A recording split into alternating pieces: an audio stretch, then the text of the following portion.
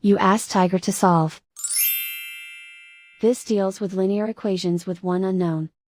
The final result is x equals 4. Let's solve it step by step. Simplify the expression. Expand the parentheses. Simplify the arithmetic. Group all x terms on the left side of the equation. Subtract 3x from both sides. Group like terms. Simplify the arithmetic.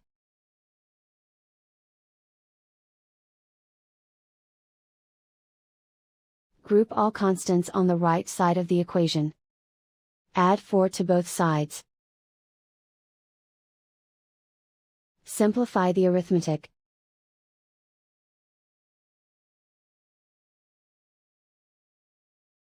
And so the final result is x equals 4.